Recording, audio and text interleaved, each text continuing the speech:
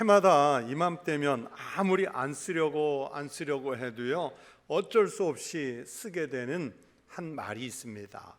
무슨 말일까요? 그렇죠. 다사다난, 이 말입니다. 많은 일들이 있었고 많은 우여곡절의 삶을 살아온 한 해이기 때문입니다.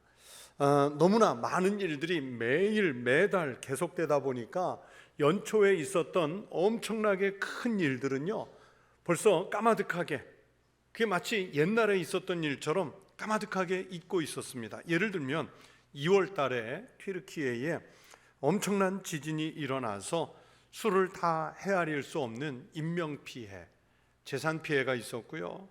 북아프리카 모로코에서도 큰 지진이 있어서 전 세계에 안타까움을 줬지 않습니까?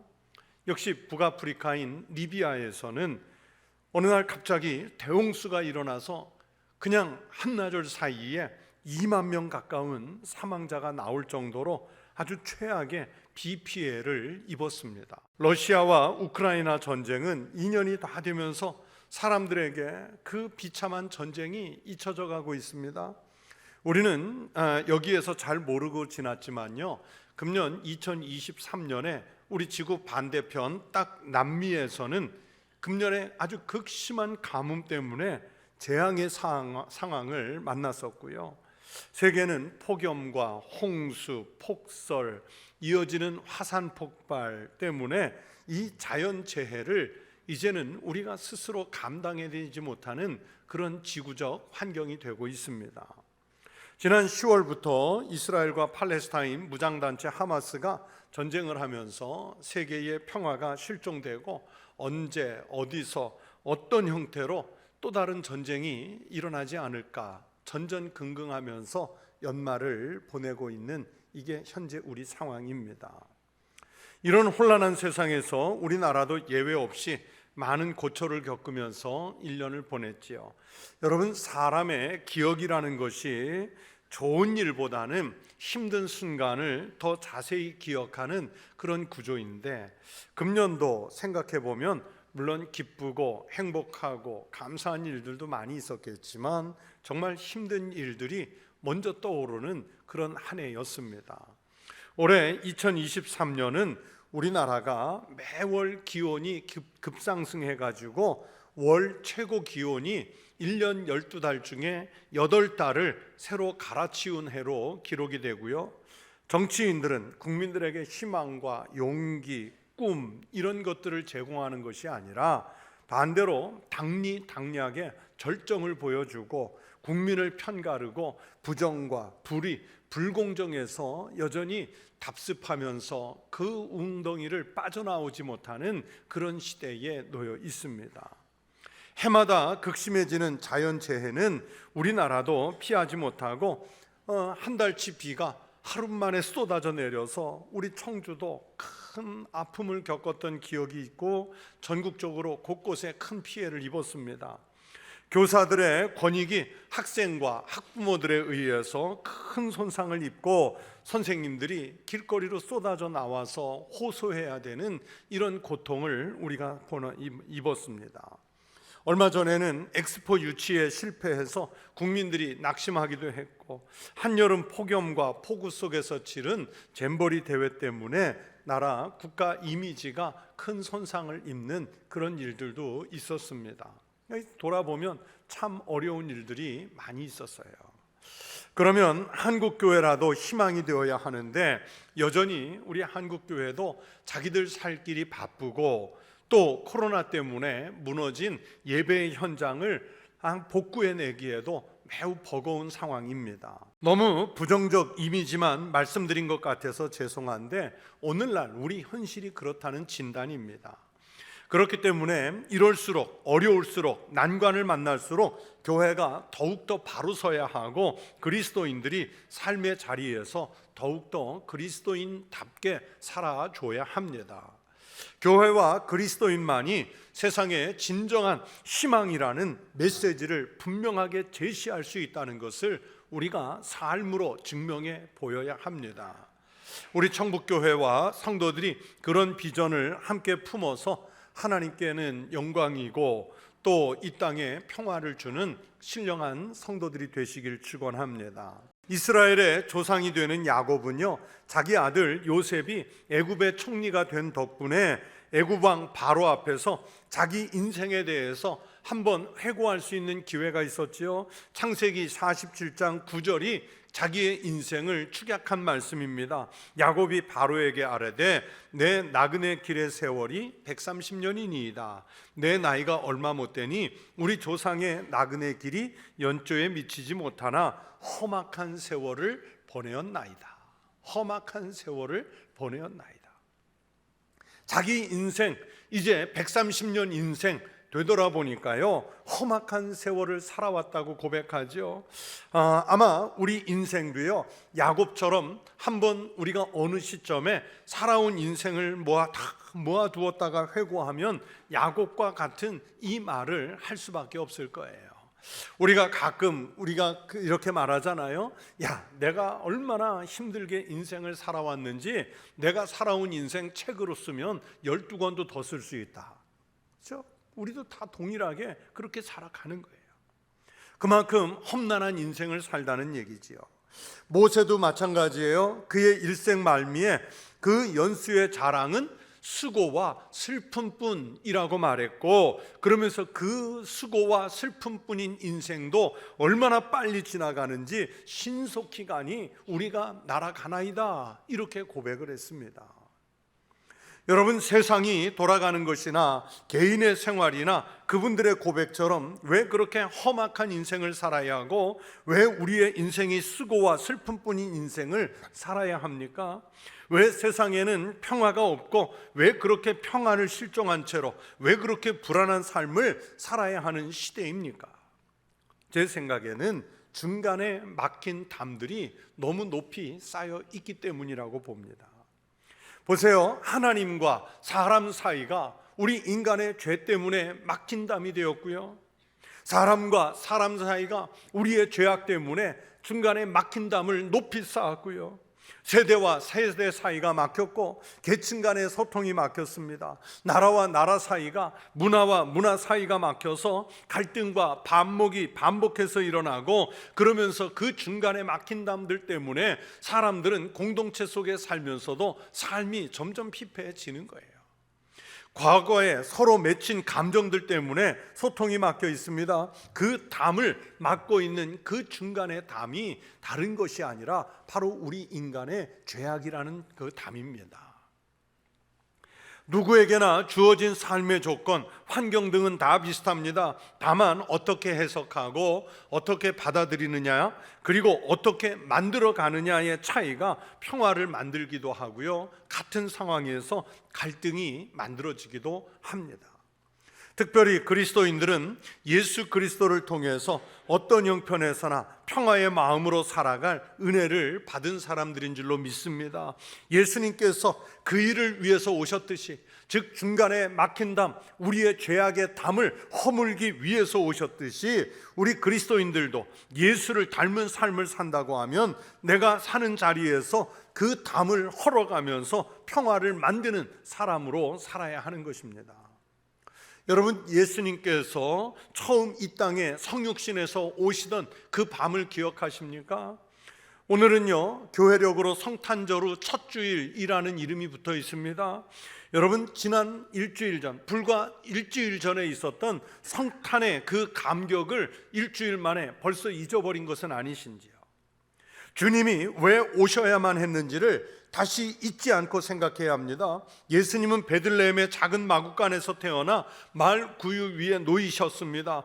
예수님이 오시던 그 밤, 그 지역의 목자들이 들에서 밤을 새우면서 자기들의 양떼를 지키고 있었는데 주의 천사가 그들에게 나타나고 주의 영광이 그들에게 두루 비치었습니다. 그들은 이 장면에 매우 두려워했습니다. 그런 두려워하는 사람들에게 천사가 말했습니다. 세 번역으로 읽어드립니다. 두려워하지 말아라. 나는 온 백성에게 큰 기쁨이 될 소식을 너희에게 전하여 준다.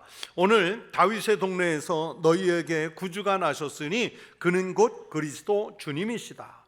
너희는 한 갓난아기가 포대기에 쌓여 구유에 뉘어 있는 것을 볼 터인데 이것이 너희에게 주는 표징이다. 이러면서 메시아가 나실 것임을 말씀했습니다. 그때 갑자기 그 천사와 더불어 하늘 군대가 나타나서 이번에는 하나님을 찬양하며 말씀하죠. 지극히 높은 곳에서는 하나님께 영광이요, 땅에서는 하나님이 기뻐하심을 입은 사람들 중에 평안이라. 이 아기가, 성육신에서 오신 메시아 그리스도 아기 예수가 앞으로 어떤 삶을 살아가실지를 미리 예고해 주시는 말씀들이었어요. 예수님은요, 그 천사들의 노래처럼 이 땅의 평화와 화목을 만드는 생애를 살아가신 그리스도이셨습니다. 그리고 우리에게도 그렇게 살아가야 할 신앙의 의무를 성경을 통해서 말씀해 주시는 거예요. 여러분, 우리가 그렇게 예수님은 죄로 인해서 갈라지고 세상을 화목하게 하려고 평화의 왕으로 화목하게 하는 분으로 오신 것을 믿어야 합니다. 그래서 누구라도 예수 그리스도를 맞아들이면 오늘 그 사람의 얼굴에는요, 평화의 미소가 떠올라요. 구주가 나시면, 아기 예수가 태어나면 우리는 기뻐서 자신도 모르게 찬양할 수밖에 없어요. 아기 예수가 나시면 슬퍼하던 사람이 웃을 수밖에 없습니다. 아기 예수가 나시면 우리는 하나님 앞에 기도할 수밖에 없어요. 예수께서 미움이 가득한 곳에서 태어나시면 그때 미움이 있던 세상이 돌변해서 사랑의 세상으로 바뀌는 거예요. 아픈 상처투성이의 세상에 아기 예수가 오시면 그곳에는 하나님의 치유와 회복의 역사가 일어나는 거예요. 갈기갈기 찢기고 갈라진 곳에 태어나시면 아기 예수는 하나로 일치시킵니다. 잘못이 있는 곳에 태어나면 아기 예수님은 그 잘못 있는 곳을 용서로 바꾸시는 거예요.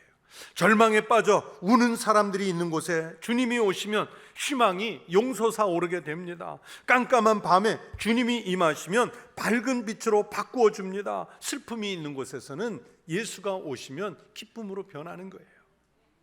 사도행전 8장을 보면 초대교회 7집사 중에 한 분인 빌립 집사님이 사마리아 성에 가서 예수 그리스도의 복음을 전도하는 이야기가 나옵니다.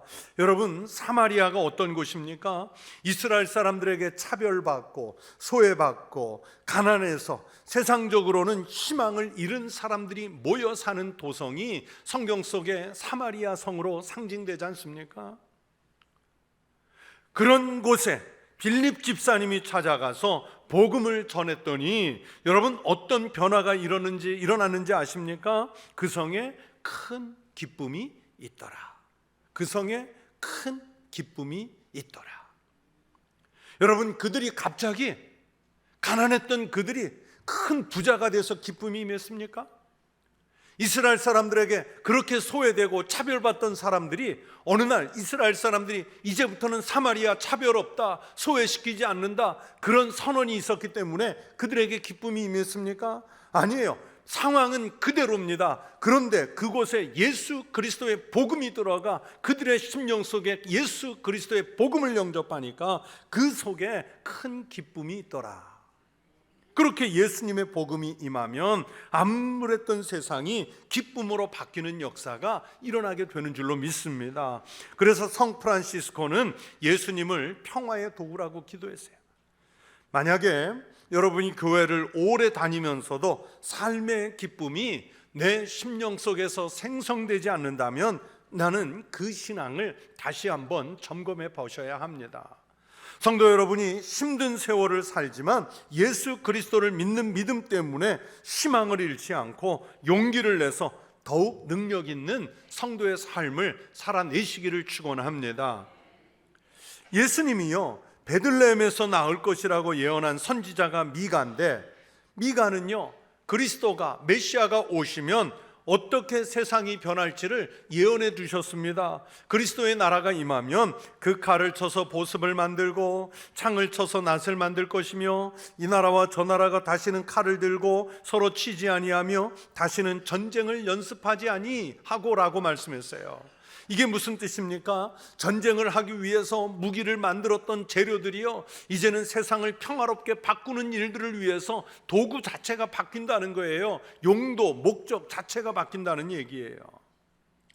또한 이사야 선지자는 그리스도의 나라를 이렇게 묘사했습니다. 이리와 어린 양이 함께 먹을 것이며 사자가 소처럼 짚을 먹을 것이며 뱀은 흙을 양식으로 삼을 것이니 나의 성산에서는 해함도 없겠고 상함도 없으리라 여호와께서 말씀하시니라. 경계를 지어서 약육강식의 삶을 살아야 했던 이런 세상이 이리와 어린 양이 함께 먹는, 사자가 소처럼 짚을 먹는, 뱀이 흙을 양식으로 삼는, 그래서 하나님의 성산에서는 해하는 것도 없고 상함도 없는 그런 세상, 경계가 무너지고 차별이 무너지고 죄악이 무너지는, 중간에 막힌 담이 허물어지는 이런 평화의 세상 역사가 일어날 것이라고 메시아의 나라, 그리스도의 나라를 선지자는 예언해 두신 거예요. 여러분, 그런 평화의 미래를 꿈꿔본 일이 있습니까? 아기 예수가 태어나면 그런 세상이 돼요. 이런 아름답고 좋은 일들이 예수님의 오심으로 이루어집니다. 예수께서 태어나실 무렵에 팔레스타인 땅과 그 시대에는요, 가짜 평화가 세상을 지배하고 있었어요. 두어 주 전 설교에서 평화에 대해 말씀을 드리면서 로마가 무력으로, 힘으로, 강제로 지배하던 그 시대의 평화를 팍스 로마나라고 설명을 드렸어요. 그렇게 로마가 힘으로 지배하던 그 시대를 역사는 평화의 시대라고 합니다. 그러나 그것이 과연 진짜 평화였을까요? 로마의 총독이 지배하고 로마의 황제 카이사르가 지배하는 가짜 평화가 세상을 현혹시킨 거예요. 로마 제국이 거대한 제국을 이루면서 나라 사이에 있었던 인위적인 국경이라는 경계는 없앴는지 모르겠지만 사람들 사이에 죄악으로 점철된 그 중간에 막힌 담, 감정, 이런 것들은 다 허물어내지 못한 가짜 평화였던 거예요.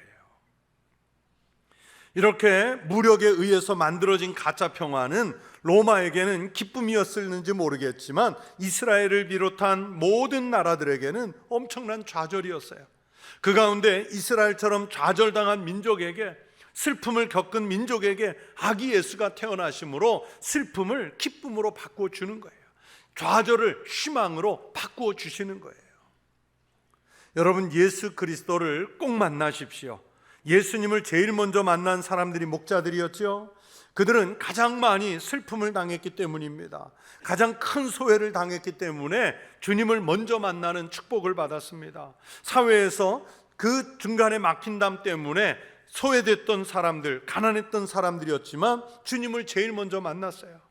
다음에 멀리 있던 동방 박사들이 와서 아기 예수를 경배했습니다. 이스라엘 사람들은 중간에 막힌 담을 쳐서 그들을 밀어냈지만 중간에 막힌 담을 예수님께서는 허셔서 그 이방인들이 먼 곳에서 찾아와 예수 그리스도를 아련하고 경배할 수 있게 해주시잖아요. 오히려 가까이에, 예수님 가장 가까이에 있으면서도 거짓 평화에 물들고 거기에 안주하던 사람들은 저기들에게 찾아오신 메시아를 알아보지도 못했어요. 인도에서 수많은 사람들을 도와주고 함께 고통당하고 함께 위로했던 마더 테레사가 있지 않습니까? 이 마더 테레사가 이런 말을 남기셨어요.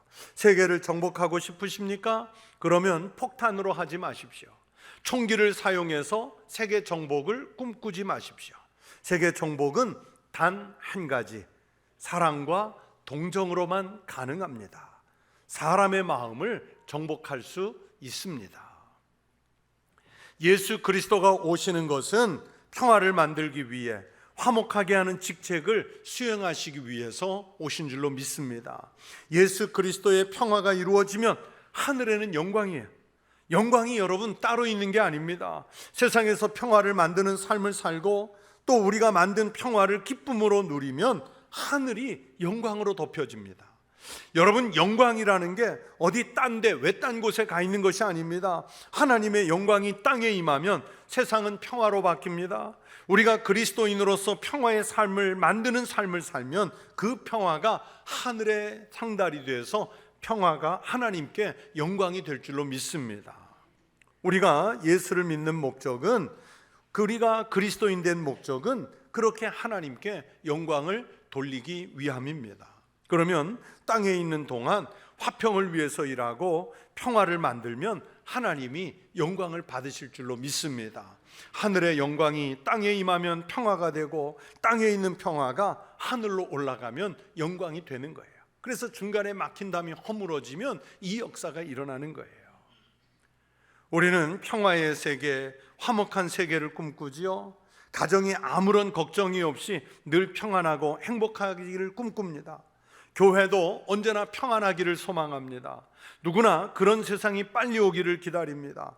아마도 훌륭한 정치 지도자나 세계의 지도자가 세상을 평화롭게 만들어주지 않을까 기대하는 분들이 있어요. 아니면 목회자들이 그렇게 희생해서 이런 세상 만들어줄 것이 아닌가 기대해요. 우리 가족 중에 어느 누군가 한 사람이 열심히 노력해서 가정이 평화로워질 수 있지 않을까 우리는 그렇게 기대를 해요. 나는 다른 사람이 평화를 만들면 그것을 누리기만 하면 될 것이라 이런 생각으로 살아요. 그러나 여러분, 아무리 기다려도요, 평화는 절대로 그냥 오지 않습니다. 저절로 오지 않아요.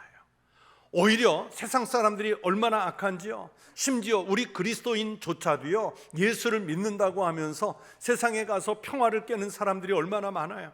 가정에 가서 평화를 깨고, 직장에 가서 평화를 깨고, 이웃들과의 관계에서 평화를 깨고, 교회 안에서 하나님의 일을 한다고 말하면서도 부서에서, 회의에서, 아니면 상위 공동체에서 하나님 앞에 부끄럽도록 중간에 막힌 담을, 죄악을 쌓아가면서 평화를 깨가는 이런 그리스도인들이 얼마나 많아요. 여러분, 예수님을 생각해 보세요. 예수님이 하늘의 영광 보좌를 버리고 오신다는 것 자체가 고난이며 힘든 일입니다. 예수님은 평화를 이 땅에 만들기 위해서, 중간에 막힌 담을 허물기 위해서 그 고난에 무릅쓰고 직접 찾아오시는 거예요. 여러분, 예수님께서 이 땅에 오시기만 하면 그냥 알아서 세상이 평화로워집니까? 아닙니다. 오늘 본문이 말씀하잖아요. 14절에 자기 육체로 중간에 막힌 담을 허셨다 그랬고요, 15절에서 자기 안에서 한 세 사람을 지어 화평하게 하셨다 말씀하셨고요, 16절에서 원수된 것을 십자가로 소멸하시기 위해서 예수가 오셨대요. 다시 말하면 자신을 희생하셔서, 오신 것에 그치지 않고 자신을 온전하게 희생하셔서 우리 중간에 막혀있는 담들을, 서로 원수된 것들을 희생 제물이 되셔서 허물어 주셔서 화평하게 하셨다는 거예요. 그러면서 오늘은 18절까지만 읽었지만요, 19절, 20절, 21절 말씀에 보면 너희는 반복해서 나오잖아요. 그 얘기가 뭐예요? 예수 그리스도께서 그렇게 하신 것처럼 우리가 이 말씀을 읽는 사람들이 그래야 한다는 것을 말씀하시는 거예요. 즉, 평화를 만들기 위해서 내가 먼저 변하지 않으면 세상은 결코 변하지 않습니다. 우리에게 주어진 상황들은요, 정말 변하지 않습니다. 내가 먼저 화목하게 하려는 마음을 먹지 않으면 화목해지지 않습니다. 내가 먼저 미워하는 마음을 털어내지 못하면 다른 누구도 그렇게 하지 않습니다. 내가 먼저 손을 내밀지 않으면 누구도 우리에게 먼저 손을 내밀지 않습니다. 내가 먼저 희생하지 않으면 평안을 만들 수 없습니다. 그리스도인은 먼저 그렇게 하라고 하나님께서 특별하게 불러 세운 사람들인 줄로 믿습니다.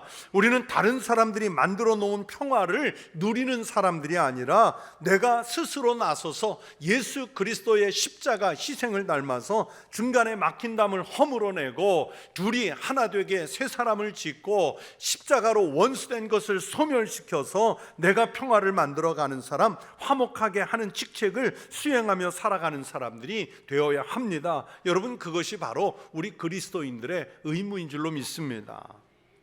여러분이 각각 살아갈 삶의 자리, 가정, 교회, 일터, 이웃, 어느 곳에서든지 평화를 만들지 않으면요, 세상은 결코 평화를 만들어낼 재주와 능력이 없어요. 예수 그리스도를 믿는 사람들이 이 직책을 수행해서 중간에 막힌 담을 헐어내야 할 줄로 믿습니다.